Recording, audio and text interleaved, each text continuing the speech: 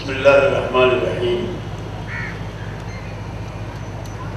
میرے محترم ساتھی بھائیوں، ہم آپ سب کے شکر گزار ہیں. تشریف لائے ہیں آپ کے سامنے دفاع پاکستان کونسل کے اہم مرکزی رہنما موجود ہیں، اور آج ہم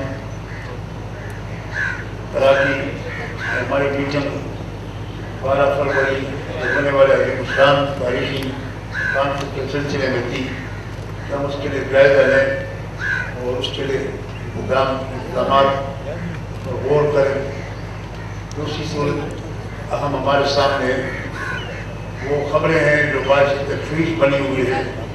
قومی سلامتی کمیٹی نے کچھ سفارشات مرتب کی ہیں، نیٹو کی وہ سپلائی بحال کرنے اور ان امور کے بارے میں جو پاکستان نے کچھ اقدامات کیے ہیں، اور جس سے ہم نے تحسین کی نگاہ سے دیکھا. لیکن امریکی دباؤ کے سامنے، بیرونی دباؤ کے سامنے پاکستانی حکمرانوں کے قدم ڈگمگا رہے ہیں، اور انہوں نے یہ معاملہ قومی سلامتی کمیٹی کے سپرد کیا. ان کی طرف سے انتہائی کمزور قسم کے شرائط سامنے رکھے گئے، اور وہ اپنے سفارشات حکومت اب ان کیمرہ پارلیمنٹ میں لانا چاہتی ہے. وہ اس کے لیے کبھی 2 کا اعلان ہوتا ہے، کبھی 6 کا، کبھی 9 کا. لیکن ہم سمجھتے ہیں کہ کسی بھی وقت اچانک وہ ان کیمرہ پارلیمنٹ کا اجلاس ہو سکتا ہے. تو حکومت یہ بہت بڑی مصیبت اور بوجھ جو ہے وہ پارلیمنٹ کے گلے ڈالنا چاہتی ہے، اور وہ اس کو اس میں ملوث کرنا چاہتی ہے. تو ہم ایک تو اس جائزہ لینے کے جمع ہوئے ہیں کہ ہم اگر وہ سفارشات روشی میں سپلائی بحال ہوئی تو دفاع پاکستان کا لائحہ عمل کیا ہوگا. دوسرے ہم آج کے اجتماع کے ذریعہ بھی اور کل ایک بھیجے گئے کھلے خط کے ذریعہ بھی جو تمام پارلیمنٹ کے ارکان کو، مسلح افواج کے سربراہوں کو، اور صدر کو، وزیر اعظم کو، اسپیکر کو، اور چیئرمین سینٹ کو، اور سپریم کورٹ کے چیف جسٹس کو یہ خط بھیجا گیا ہے. اور اس میں بھی ہم نے سب ممبران پارلیمنٹ سے اپیل کی ہے کہ آپ ان تجاویز کو مسترد کر کے جو قومی سلامتی کمیٹی آپ کے سامنے لا رہی ہے، اگر وہ آپ کے ذریعے سپلائی بحال کرنا چاہتی ہے اور آپ اس کی منظوری دیتے ہیں، تو آپ اسی طرح قوم اور ملک اور ملت اور اسلام کے دشمن ہوں گے اور مجرم ہوں گے، اور آپ اس ملک کے وفادار نہیں ہوں گے. کیونکہ سپلائی بحال ہونے کے بعد وہ ساری صورتحال دوبارہ بحال ہو جائے گی. ڈرون حملے اب بھی جاری ہیں، کل بھی ڈرون حملے ہوئے ہیں، اور سلالہ پر حملہ ہوا، ایئر بیس استعمال ہوتے رہے. پھر یہ سارے سلسلے دوبارہ شروع ہو جائیں گے، پھر خود کش حملے ہوں گے، اور ملک کی امن سلامتی تباہ و برباد ہوگی. تو اس میں وہ نمائندگان بھی عند اللہ گویا مجرم ہوں گے جن کو قوم نے منتخب کیا ہے قومی سلامتی کے لیے، ملک کی فلاح کے لیے. اور قومی سلامتی اگر کوئی بھی تباہی کا ذریعہ بنتی ہے کمیٹی، تو اس کمیٹی کی کیا اہمیت رہے گی. بہرحال تو ہم نے الحمدللہ دفاع افغانستان پاکستان کونسل کے اب تک جو اجتماعات ہوئے، لاہور کا مینار پاکستان کا جلسہ، پھر اور پنڈی کے لیے باغ کا جلسہ، اور 3-4 دن پہلے ملتان کے اسپورٹ گراؤنڈز کا جلسہ، لاکھوں لوگوں نے اس میں شرکت کی، اور گویا ہمیں یقین ہو گیا کہ ہم نے قوم کے جذبات کے اور احساسات کی عکاسی کی ہے. اب اگر یہ غیر ممکن سفارشات ہیں تو آج ہم حکومت کے وہ یہ وارننگ دیں گے کہ خدا اس سپلائی وغیرہ کو بحال نہ کیا جائے. اور تمام قوم ہمارا ساتھ دے رہی ہیں. ہم سمجھتے کہ انشاءاللہ ہمارا 12 فروری کا جلسہ بھی ایک بہت بڑا عظیم الشان تاریخی جلسہ ہوگا. ہم تمام لوگوں کو دعوت دے رہے ہیں، سیاسی اور مذہبی پارٹیوں کو بغیر تفریق، بغیر امتیاز کے، کہ آئے اس قومی کاز میں ہمارے شامل ہو جائیں.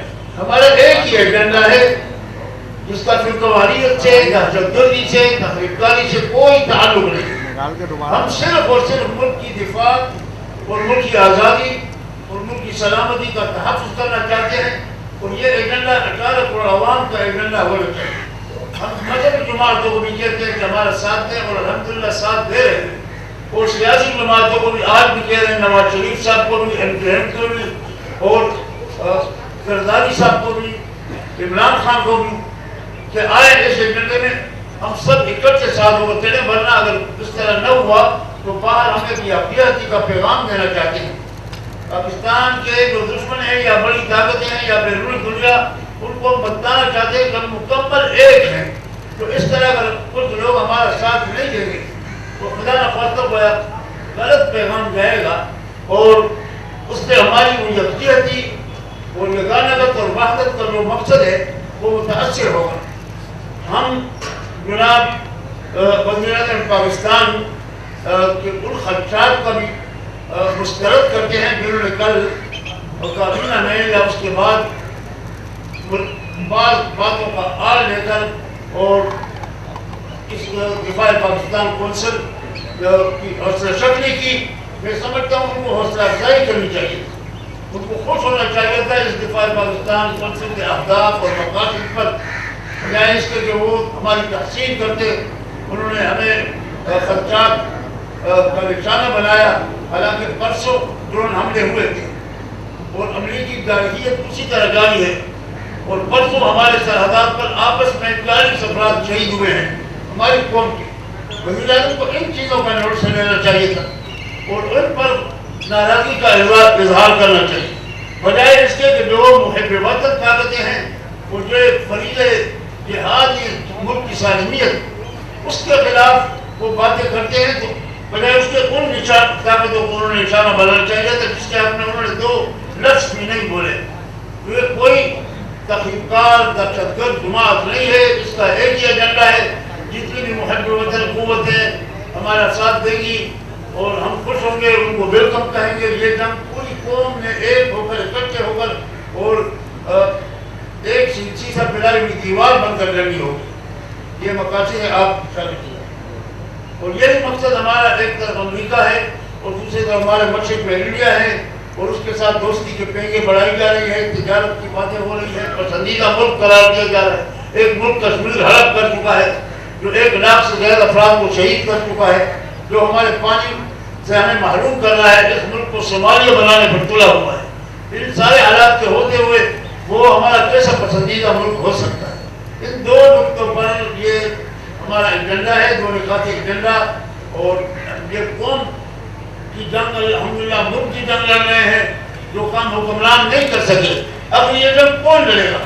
آپ کے اداروں نے کوئی ملک کا دفاع کیا 50 سالوں میں، آپ کے حکومتوں نے ملک کا دفاع کیا، آپ کے پارلیمنٹوں نے ملک کا دفاع اس صورتحال میں کیا 9/11 کے بعد؟ جب آپ سب ایک کام نہیں کر سکتے، آپ کے افواج کے بھی ان ملک کو ہمارا دفاع نہیں کر سکے 11 سال میں۔ عدالتیں ایک طرف ہے، پارلیمنٹ ایک طرف ہے، حکمران ایک طرف ہے، سب بے بس نظر آتے ہیں۔ اور آخر کون سا راستہ ہم اختیار کریں؟ ہم وزیر اعظم سے پوچھتے ہیں کہ کیا ہمارا فرض نہیں بنتا کہ ہم اس ملک کی دفاع کے لیے اپنا حق ادا کریں؟ اب یہاں ہم علماء کا فریضہ نہیں ہے، وکلاء ہیں، تجار ہیں، ڈاکٹر ہیں، سیاستدان ہیں، مزدور ہیں، تمام لوگوں کو ہم لے کر انشاءاللہ ساتھ کریں گے، اور یہی ہمارا مقصد و مدعا ہے۔ ہم میڈیا سے بھی توقع رکھتے ہیں کہ وہ بہت بڑا اہم ترین ہوا حصہ ہے اس جہاد کا، اس جنگ کا، ملک کے دفاع، کہ وہ پوری قوت کے ساتھ ہماری ساتھ دے، ہمارے آواز کو آگے بڑھائے۔ ہم میڈیا سے بے حد ممنون ہوں گے۔ بس ایک بات ہم نے طے کی ہے آج کہ ڈرون حملوں کے ہوتے ہوئے اور نیٹو کی پالیسیاں، ان سارے حالات اور انڈیا سے سارے جو ہمارے جھگڑے چل رہے ہیں، ان کے باوجود بھی اگر رسائی بحال ہوئی اور سپلائی بحال کی گئی اس کمیٹی کے ذریعہ یا پارلیمنٹ کے ذریعہ، تو ہم بھرپور جدوجہد اس کے خلاف جاری رکھیں گے۔ اور اس ضمن میں ہمارا 20 فروری کو پارلیمنٹ کے باہر بہت بڑا عظیم الشان مظاہرہ ہوگا اور پرامن مظاہرہ ہوگا۔ ہم اپنے جذبات کو اب تک باہر مختلف شہروں میں اور دلی میں ظاہر کراتے رہے، ان تک آواز پہنچ رہی ہے، ان کے کام بہت بھاری ہیں، تو ہم کہتے ہیں ذرا پارلیمنٹ کے قریب جا کر ہم زور سنتے ہیں، اور پھر ہم اس کے بعد جاری مظاہروں کا سلسلہ مختلف طریقوں سے جاری رکھیں گے۔ اور 11 کو ہمارے کونسل کا اجلاس ہوگا قائدین کا، جو سربراہان ہے 12 سے 1 دن پہلے ہمارا ہر اجلاس سے پہلے اجلاس ہوتا ہے، اس کے حالات انتظامات ایجنڈے پر غور کرتے ہیں.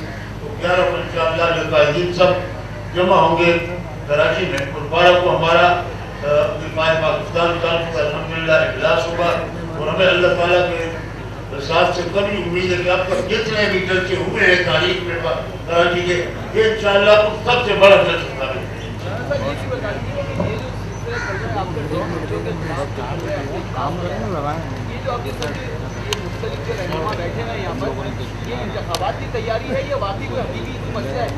ڈرون ہم لوگ کو روکنے سے انتخابات نہ رکیں گے نہ ہوں گے، اس کا تعلق ہی نہیں ہے پر ڈرون ہم لوگ اور انتخابات کا. ہمارے منصوبہ میں بارہا کہا ہے کہ ایک ہی نقطہ مقصد ہے ملک کی دفاع اور سلامتی اور تحفظ، اور اس میں ہم نے مستضاد اور مختلف خیال تمام حضرات اسی لیے شامل ہوں گے اور MNF بھی اس میں شامل ہے. سیاست کے ساتھ اس کا تعلق نہیں ہوگا، انتخابات کے ساتھ اس کا تعلق ہوگا. ایک اہم مقصد ہم عظیم حاصل کر سکیں انشاءاللہ بعد میں ملک کی طرف سے. ہم نے دستور بھی بھیجے ہیں، ٹیلیفون بھی کیے ہیں، وفد بھی بھیجے ہیں. 10 افراد کی ذمہ دارانہ شخصیات، اس میں ذمہ دار شخصیات لاہور میں عمران خان کے پاس بھی گئے ہیں، نواز شریف کے پاس بھی بار بار گئے ہیں. ابتدا کی دعوت ہم نے زرداری صاحب کو دی تھی، پھر مولانا فضل الرحمان صاحب کو ابتدائی دعوت ان کو بھی دی تھی. بعد میں ہم نے تمام اجتماعات اور پریس کانفرنسوں اور جلسوں کے ذریعے سب کو دعوت دے رہے ہیں کہ ہمیں بہت بڑا خوشی ہوگی، حوصلہ ہمارا مزید بڑھے گا، ہماری جدوجہد آسان ہو جائے گی، ہم منزل کے قریب ہو جائیں گے اگر یہ سب اکٹھے آ جائیں. مولانا صاحب یہ بتائیے گا کہ وزیر اعظم کا جو معاملہ ہے کہ مسترد کر دیا ہے، محض اسے مسترد کیا ہے یا اگر وزیر اعظم کی طرف سے جو حکومتی مشینری جس طریقے سے حرکت میں آئے گی اور جلسے کو رکاوٹ بنایا جائے گا یا پھر بینرز کو پھاڑا جائے گا، گرفتاریاں ہوں گی یا کچھ بھی ہو سکتا ہے، تو اس کے لیے بھی کوئی تیاری کی آپ لوگوں نے؟ دیکھیں ہمیں پورا یقین ہے کہ گورنمنٹ کے اپنے مسئلے بہت ہیں، اور یہ ہم کوئی کسی حکومت کے خلاف کسی قسم کی تحریک نہیں ہے، بلکہ یہ پاکستان کی جو فکری اور نظریاتی سرحدیں ہیں اس کی حفاظت کے لیے سوچوں کے جوش اور جذبے کے اضافے کے لیے کیا جا رہا ہے. مجھے پورا یقین ہے کہ حکومت آگے بہت سارے مسائل میں الجھی ہوئی ہے، وہ ہم سے نہیں الجھے گی.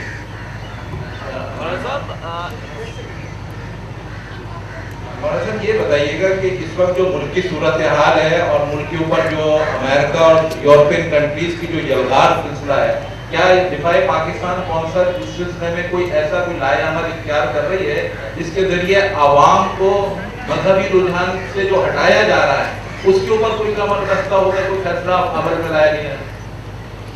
پروگرام اسی لیے چل رہے ہیں کہ جہاں دیے گئے ہیں اور ہم پاکستان کے نظریاتی تشخص اور جو عوام کی وابستگی ہے اس کو کوئی ختم نہیں کر سکتا ہے. انشاءاللہ یہ 18 کروڑ کا عوام نظریاتی اور اسلامی تشخص سے وابستہ رہ کے جتنا بھی دباؤ ہوگا وہ دباؤ آخر مٹے گا، اور انشاءاللہ یہ ہماری جدوجہد بیداری پیدا ہوگی اور ساتھ ساتھ عوام اٹھیں گے. ہم اس کے لیے کوئی عمل پروگرام دیتے رہیں گے. مولانا صاحب ایک 11 کو آپ کو سوال کا پورا موقع دیں گے. مولانا صاحب ایک چیز آپ نے جو خود بھی کہی کہ پاکستان بھر میں بڑے بڑے اجتماعات ہوئے ہیں اور لوگوں نے ایک طرح کا ریفرینڈم بھی ثابت ہو گیا کہ عوام بھی آپ کے ساتھ ہے. تو ان جلوسوں اور جلسے سے بڑھ کر حکومت بھی نہیں مان رہی تو کوئی عملی اقدامات کرنے کا فیصلہ، کوئی نیٹ ورک سپلائی کو باقاعدہ کوئی روکنے کا، بند کرنے کا، کاٹنے کا کوئی عملی فیصلہ، کوئی اقدام؟ یہ ہم نے فیصلے کیے ہیں، ابھی وہ وقت نہیں آیا، اور کیونکہ مولانا صاحب نے تو آپ کو ڈیٹ بھی بتا دی، لیکن یہ کونسل جو ہے مرکزی کونسل پوری منصوبہ بندی سے وقت آنے پر جیسے جیسے فیصلے ہوں گے ویسے ویسے فیصلے